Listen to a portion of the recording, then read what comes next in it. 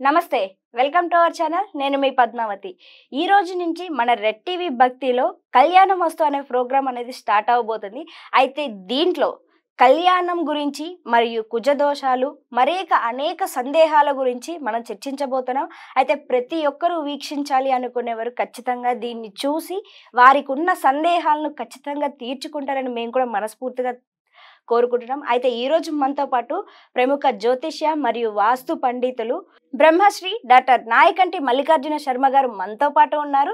అయితే ఆయనతో మాట్లాడి అసలు కళ్యాణంకి సంబంధించి కావచ్చు, మిగతా అనేక దోషాల గురించి కావచ్చు తెలుసుకునే ప్రయత్నం చేద్దాం. అయితే మీరు కూడా ఇక నుంచి ఈ కళ్యాణం మస్తు అనే ప్రోగ్రామ్ని ఖచ్చితంగా వీక్షిస్తారని నేను కూడా మనస్ఫూర్తిగా కోరుకుంటున్నాను. నమస్కారం గురువు గారు. నమస్కారం అండి. గురువు గారు, అయితే వివాహ సమయంలో 18 పాయింట్స్, అయితే ఇరువురు జాతకాల్లోనూ ఈ 18 పాయింట్స్ అనేవి వస్తే గనక వారి జీవితంలో ఇంకా ఎటువంటి తిరుగు లేదు, జీవితాంతం కలిసి ఉంటారు అని చెప్తారు చాలా సంతోషంగా. మరి అలా కలిసిన వాళ్ళు కూడా విడిపోతున్నారు ఇప్పుడు చూస్తుంటే. మరి ఎందుకంటారు, అంటే లోపం ఎక్కడొచ్చింది? అంటే 18 పాయింట్స్ కలిసినప్పటికీ కూడా విడిపోవడానికి కారణాలు ఏమై ఉంటాయి అంటారు? తప్పకుండా అమ్మ. ఓం శ్రీ గురుభ్యో నమః. చాలామంది కూడా ఏం చేస్తారంటే ఇది వివాహ పొంతన అంటారు, అంటే మ్యాచింగ్ అంటారు. అంటే వివాహ పొంతనలో వధువు వరుడు యొక్క కలయికలో ఏం చేస్తారంటే వధువు యొక్క జాతకాన్ని తీసుకొని వరుడు యొక్క జాతకాన్ని తీసుకున్న తర్వాత దీనిలో గ్రహమైత్రి అని, రాశి పొంతన, నాడీ దోషము, అంటే గ్రహమైత్రి చూస్తారు, రాశి పొంతన చూస్తారు, నాడీ చూస్తారు, అలానే తారాబలం చూస్తారు, వశ్యకూటమి చేస్తారు, వర్ణకూటమి, ఘనకూటమి చూస్తారు. ఇవన్నీ చూసినప్పుడు ఏమవుతుందనంటే చాలామందికి కూడా ఈ 18 పాయింట్స్ అనేవి ఇలా క్యాల్కులేట్ చేస్తారు. అంటే గ్రహమైత్రి ఒకటి, రాశి పొంతన ఒకటి, నాడి ఒకటి, వర్ణకూటం ఒకటి, తారాబలం ఒకటి, వశ్యకూటం ఒకటి, ఇవన్నీ కూడా అష్టకూటములు చూస్తారు. చూసిన తర్వాత ఈ అష్టకూటములు చూసిన తర్వాత 18 పాయింట్స్ వస్తే ఓకే, బాగానే ఉన్నాయి, మాకు 18 గుణాలు వచ్చినాయి, 18 గుణాలు వస్తే మంచిది, అమ్మాయి అబ్బాయి పెళ్లి చేయొచ్చు. 18 కంటే కూడా ఎక్కువగా అంటే 20 పాయింట్స్, 30 పాయింట్స్, 36 పాయింట్స్ వస్తే బ్రహ్మాండంగా ఉన్న వ్యక్తులు కూడా విడిపోయిన వాళ్ళు చాలామంది ఉన్నారు, డివోర్స్ తీసుకున్నాడు. యాక్చువల్గా ఏంటంటే చాలామంది కూడా ఏం చేస్తారంటే వాళ్ళు అనుకుంటారు, అంటే మేము చెప్పటం కాదు, వాళ్ళు అనుకొని ఎవరో కొంతమంది చెప్పిన విషయాల్ని పట్టుకొని మా అబ్బాయి అమ్మాయికి సంబంధం చూసాము, దాదాపు 25 పాయింట్స్ వచ్చినాయి, బాగున్నాయి అని అనుకుంటారు. బట్ అది కాదు. ప్రామాణికం ఏమిటి అంటే 18 పాయింట్స్ వచ్చినా, 36 వచ్చినా డివోర్స్ జరిగిన వాళ్ళు, గొడవలు జరిగిన వాళ్ళు, విడిపోయిన వాళ్ళు చాలామంది ఉన్నారు ఇందులో. ఆ 18 పాయింట్స్నే ప్రాతిపదిక తీసుకోకూడదు. ఎంతవరకు తీసుకోవాలి? మాన్యువల్గా చూసేటప్పుడు మాత్రం తీసుకోవాలి. అంటే 18 పాయింట్స్ ఏంటంటే మెడికల్ టెర్మినాలజీ చెప్పాలంటే ఎక్స్రే. ఇన్డెప్త్గా సిటీ స్కాన్, ఎంఆర్ఐ స్కాన్ చేయాలంటే ఏంటంటే 2 జాతక చక్రాలను అనాలిసిస్ చేయాలి. అంటే సూక్ష్మంగా పరిశీలన చేయాలి. అప్పుడు సూక్ష్మంగా పరిశీలన చేసినప్పుడు మనకు ఎలా తెలుస్తుంది అని అంటే యాక్చువల్గా ఇద్దరు జాతకాలు, వధువు వరుల యొక్క జాతకాలను మనం తీసుకున్నప్పుడు కుజదోషాలని, శుక్రదోషాలని, సర్పదోషాలని, కాలసర్పదోషాలని, పునర్భవ దోషాలని, అలానే మాంగళిక దోషాలు, 2, 7, 8, 12 భావాలను అనాలిసిస్ చేయాలి. ఇవన్నీ అనాలిసిస్ చేయకుండా శుక్రదోషాలు, కుజదోషాలు ఇవన్నీ కూడా అనాలిసిస్ చేయకుండా మాకు 18 పాయింట్స్ వచ్చినాయి గురువు గారు, వెల్ అండ్ గుడ్ అనుకొని ముందుకెళ్తుంటారు వీళ్ళు. అది వాస్తవంగా శాస్త్రీయం కాదు. గుణమేళా చక్రం అనేది ఒక 1 ఆఫ్ ది పార్ట్ మ్యాచింగ్లో. ఇప్పుడు మ్యాచింగ్లో 1 ఆఫ్ ది పార్ట్, దాన్ని చూడాలి, చూడకూడదని చెప్పను నేను, చూడాలి. కానీ అది చూడాలి. మెయిన్ ఇంపార్టెంట్ ఇన్డెప్త్గా గ్రహకుండలు చూడాలి. అంటే ఒక అబ్బాయికి మన జాతకాన్ని చూసేటప్పుడు రాశిచక్రము, భావచక్రము, నవాంశం అని 3 చక్రాలు ఇంపార్టెంట్.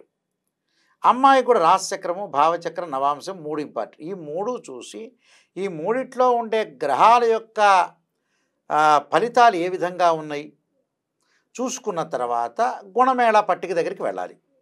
గుణమేళా పట్టిక దాటిన తర్వాత కూడా రజ్జుదోషము, శ్రీదీర్ఘకోటము, మహేంద్ర పొంతన మళ్ళీ ఇవి చూడాలి. అంటే రజ్జుదోడను చూడాలి, శ్రీదీర్ఘకోటం చూడాలి, మహేంద్ర పొంతన చూడాలి, వేదాదోషం ఉందో లేదో చూసుకోవాలి, షష్టాష్టకం చూడాలి, కేవలం షష్టాష్టకాల్లో ఏంటంటే ఒక రాశి నుంచి మరొక రాశికి ఏమైంది అంటే 6, 8, 12 స్థానాలు 6, 8 స్థానాలు అయినాయా, 2, 12 స్థానాలు అయినాయా, ఏమైనాయి అంటే నవపంచకాలు అయినాయా, 5, 9 అయినాయా, ఇవన్నీ చూడాలి. అవి శుభాలు ఉన్నాయా అశుభాలు ఉన్నాయా చూడాలి. ఇవన్నీ కూడా పర్ఫెక్ట్నెస్గా అనాలిసిస్ చెయ్యాలి. కేవలం చాలామంది షష్టాష్టకాలే చూస్తారు. శుభ నవపంచకాలు కూడా చూడాలి. ద్విద్వాదశాలు అంటే 2, 12 కూడా చూడాలి. సమసప్తకాలు చూడాలి. రజ్జుదోషం చూడాలి. శ్రీదీర్ఘ కోటం చూడాలి. మహేంద్ర పంతం చూడాలి. అంటే ఇన్ని అంశాలను కూడా మనం ప్రాతిపదిక తీసుకోవాలి. వీటిలో ఎక్కడెక్కడ ఎగ్జామ్షన్స్ ఉన్నాయి చూసుకోవాలి. ఇవన్నీ చూసుకొనే ముందుకు వెళ్ళాలి. కొన్ని ఎగ్జామ్షన్స్ ఉంటాయి. ఏది పవర్ఫుల్, ఏది బాగుంటుంది అంటే రాశి పొంతన కంటే గ్రహమైత్రి పవర్ఫుల్లా ఏమిటైనా చూడాలి. అవన్నీ చూడకుండా చాలామంది కూడా ఏదో నెట్లో కొట్టేసి వాళ్ళ పేరు వీళ్ళ పేరు కొట్టేసేసి సరే ఆ జీవితంలో మనం ఆస్ట్రాలజర్ దగ్గరికి వెళ్తే ఆయన 1200, 1500, 2000 తీసుకుంటారబ్బా, ఈ 2000 పోగొట్టడం ఎందుకు, మన జీవితం సర్వనాశనం అయినా పర్లేదులే, ఆ 2000 పోకుండా ఉంటే చాలని ఈ నెట్లో కొట్టుకుంటారు. కొట్టుకున్న తర్వాత 18, 20 పాయింట్స్ అవుతాయి. ఖర్చు పెట్టేది మళ్ళీ వాడు ఖర్చు పెడతారు, ఎక్కడొక్కడ ఖర్చు పెడతారు మనోళ్ళు. ఆ ఫంక్షన్ హాల్లో ఎక్కడో పోతూనే ఉంటుంది. ఇప్పుడు మనం ఫుడ్ అన్ని రకాలుగా ఇస్తాం కదా ఫంక్షన్ హాల్లో, 36 ఐటమ్స్, 105 ఐటమ్స్. అది తిన్నంత ఎవడు తినడు, తీసుకెళ్ళి అక్కడ పడేస్తారు, చెత్తలో పడేస్తారు. మొత్తం జరుగుతుంది. ఎవడు తింటాడండి అన్ని, ఎవడు తినలేకపోతున్నాడు. ఈ కాలంలో అందరూ బీపీలు షుగర్లు అంత బాగాలేకపోతే అలాంటివి చేసుకొని ఏదో నెట్లో కొట్టుకొని ఆ నెట్లో 18, 20 పాయింట్స్ వచ్చి ఓన్గా వీళ్ళు చేసుకుని అంటే డాక్టర్ని అడగకుండా మెడికల్ షాప్లో ట్యాబ్లెట్ తెచ్చుకున్నట్టు అంతే అంటారా? అంతే, ఇంకేముంది. ఆ తెచ్చుకోవటం బాగానే ఉందిలే, 25 పాయింట్స్ వచ్చినాయి, అన్నీ బాగానే ఉందిలే, ఓకేలే. ఆ నెట్లో ఏదో సాఫ్ట్వేర్ వాళ్ళు రాస్తారు, అదంతా పర్ఫెక్ట్నెస్ కాదు. ప్రిడిక్షన్ అనేది ఎప్పుడు కూడా మ్యాథమెటికల్ క్యాలిక్యులేషన్ మాత్రమే సాఫ్ట్వేర్లో కరెక్ట్. ప్రిడిక్షన్ అనేది ఓరల్గా ఆస్ట్రాలజర్ చెప్పాలి. నిష్ణాతులైన ఆస్ట్రాలజర్స్ జ్యోతిష్యులు మాత్రమే చెప్పాలి. ఆ చెప్పిన తర్వాత మనకి 18 పాయింట్స్ కాదు క్యాలిక్యులేషన్లో, మిగతావన్నీ కూడా మనం చూసుకోవాలి. 12 కాపురానికి 12 సూత్రాలు అన్నట్టుగా అవన్నీ చూసుకొని జాతకపరంగా ఆ అబ్బాయిని చేయొచ్చా చేయకూడదా, ఆ అమ్మాయితో వివాహం చేసుకోవచ్చా చేయకూడదు అని పర్ఫెక్ట్నెస్ అనాలిసిస్ చేయాలండి. వీళ్ళు అనాలిసిస్ చేయకుండా ఏదో రూట్ మారుస్తారు. మళ్ళీ ఏం చెబుతారు, వీళ్ళు అబద్ధాలు కూడా చెబుతుంటారు. కాదండి ఒక గురువు గారికి చూపించామండి, 5, 6 గురువులకు చూపించామండి అంటాడు. చూపించి బ్రహ్మాండంగా ఉందని చెప్పారండి అని చెబుతారు. వీళ్ళు చెప్పించారో వాళ్ళు చెప్పారు అర్థం కాదు. వీళ్ళు చెప్పారో నిజం చెబుతున్నారో ఒకటి. మనకు ఎక్కువ అబద్ధాలు ఈ మధ్యన ఎక్కువైపోయినాయి జనాల్లో. అది నిజమో కాదు, ఇలాంటివి కూడా జరుగుతున్నాయి ఈ మధ్యకాలంలో చాలా చోట్ల అండి. వాస్తవంగా ఈ మధ్యకాలంలో బాధపడే వాళ్ళు కూడా తక్కువ ఉన్నారండి డివోర్స్ జరిగిన.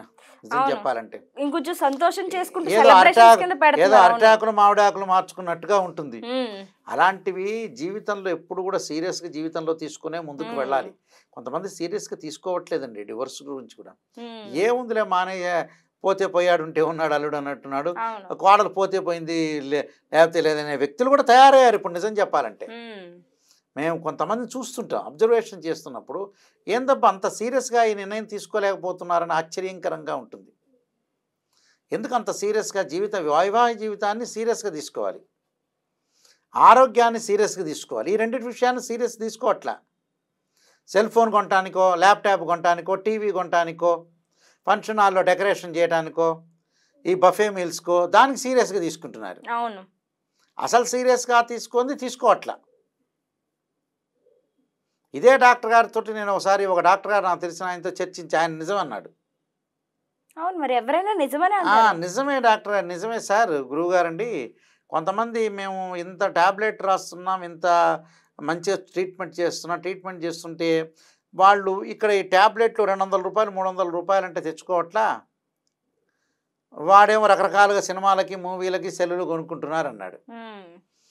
సీరియస్నెస్ అనేది ఆలోచన చేయాలండి. ఎప్పుడు కూడా వైవాహిక జీవితాన్ని సీరియస్నెస్ ఆలోచన చేయాలి. ముహూర్తం కూడా చాలా ఇంపార్టెంట్. జాతకం చూడాలి, ముహూర్తం కూడా చాలా ఇంపార్టెంట్. అంటే ఇవన్నీ యాక్చువల్గా ఆలోచన చేసి ముందుకు వెళ్ళాలి. అంటే ఇవన్నీ దీర్ఘకాలిక ప్రయోజనాలు వచ్చేవి. అంటే లాంగ్ రన్లో మనం ట్రావెల్ చేయాలి. అంటే వైఫ్ అండ్ హస్బెండ్ రిలేషన్ ఎలా ఉంటుంది, లాంగ్ రన్లో ట్రావెల్ చేయాల్సిన నెససరీ అనేది ఒకటి ఉంటుంది. కాబట్టి ఈ జీవితాన్ని ఏది సీరియస్ తీసుకోవాలి పుట్టంగా అనేది ఆలోచన చేయాలి. సీరియస్ తీసుకోవాల్సినవి ఇంపార్టెంట్ విషయాలు ఉంటాయి, దానికి మనం కాన్సన్ట్రేషన్ చేయాలి. జాతకపరంగా పర్ఫెక్ట్నెస్ చూపించుకోకుండా ఏదో చూసామంటే జీవితం ఏదో అయిపోతుంది. అవును. నెగ్లిజెన్సీ అనేది ఉండకూడదండి. జాతకాన్ని క్లియర్గా చూపించుకోవాలి, దానికి ఏదైనా ఉంటే పరిహారాలు చేసుకోవాలి, ఆ పరిహారాలు చేసుకొని ముందుకు వెళ్ళాలి. ఇంకొంతమంది ఏం చేస్తున్నారంటే ఒక జ్యోతిష్యుడి దగ్గరికి, ఒక ఆస్ట్రాలజర్ దగ్గరికి వెళ్తారు. ఈయన మాకు అనుగుణంగా చెప్పలేదండి గురువుగారండి, మాకు పాజిటివ్ చెప్పలేదండి, పాపం నెగిటివ్ చెప్పారు ఈ గురువుగారు అంటాడు. రెండో గురువు గారి దగ్గరికి వెళ్తారు. వెళ్ళిన తర్వాత ఈయన కూడా నెగిటివ్ చెబుతున్నాడండి, నెగిటివ్ కాదు అది అసలు విషయం చెప్పింటారు అటు. మూడో ఆయన కూడా చెప్పింటాడు, నాలుగో ఆయన కూడా అలా చెప్పాడు, ఐదో ఆయన ఆలోచన చేస్తాడు, అబ్బా ఫలాని ఆస్ట్రాలజర్ దగ్గరికి వెళ్ళారండి పెద్దవాళ్ళ దగ్గరికి, వెళ్ళిన తర్వాత వీళ్ళందరి మీద వీళ్ళకి కాన్సన్ట్రేషన్ లేదట్టుంది, వీళ్ళందరూ నెగిటివ్ చెప్పారని ఎంబటే మీ అబ్బాయి అమ్మాయి బ్రహ్మాండం అండి పెళ్లి చేసుకోండి, తర్వాత ఈ ముఖ్యమంత్రి తర్వాత వీళ్ళే ముఖ్యమంత్రి అవుతారని పాజిటివ్ చెబుతాడు. చెప్పగానే అబ్బా ఈ గురువు గారు బ్రహ్మాండమైన అద్భుతంగా చెప్పాడండి, ఈయనకి మించిన వాళ్ళు ఎవడు ఈ నగరంలో లేరని అనుకుంటారు. అనుకోని ఎంబటే తర్వాత ఇంకా పెళ్ళైన తర్వాత తెలుసు నిజమైనది నిప్పు లాంటిది. ఎప్పుడైనా నిజమనేది నిప్పు లాంటిది, అది ఈరోజే కాదు రేపే కాదు. ఆ నిప్పు లాంటి నిజం తర్వాత తెలుసుకున్న తర్వాత కోర్టులో తిరుగుతుంటారు, అప్పుడు కోర్టు పోలీస్ స్టేషన్ చుట్టూ తిరుగుతుంటారు. అప్పుడు ఏం చేస్తారు, ప్రయోజనం ఏముండదు. మరికొంతమంది ఏం చేస్తుంటారంటే వెళ్ళామండి వాళ్ళ దగ్గరికి వెళ్ళాం వీళ్ళ దగ్గరికి వెళ్ళామని చెబుతుంటారు. అది కూడా కొన్ని రకరకాలుగా చెబుతుంటారు. వీళ్ళ దొరికిన వాళ్ళు ఎవరు, చెప్పిన వాళ్ళు ఎవరు, వీళ్ళు చూపించుకున్న వాళ్ళు ఎవరో తెలియదు. అదేదైనా గ్రంథం ఆధారం ఉందా, గ్రంథంలో ఉందా అంటే ఉండదు. ఇవన్నీ ఏమిటంటే అండి మానవ తప్పిదాలండి. ఇప్పుడు భూకంపాలు వరదలు వచ్చినట్టుగానే ఇవి కూడా ఇంట్లో వస్తాయి వరదలు, అవేమో సమాజంలో వరదలు వచ్చే భూకంపాలు. ఇది కూడా భూకంపం లాంటిదే, భార్యాభర్తల మధ్యలో సమస్యల్లో ఇవన్నీ భూకంపాలు లాంటివే. ఇవన్నీ భూకంపాలన్నీ రావడానికి స్వయంకృత అపరాధం, మానవ తప్పిదాలు. మానవులు ఎవరైనా సరే జాతకాన్ని పర్ఫెక్ట్గా అనాలిసిస్ చేసుకొని నిజాన్ని చెప్పి తెలుసుకుంటే విడిపోవటం అనేది జరగదండి.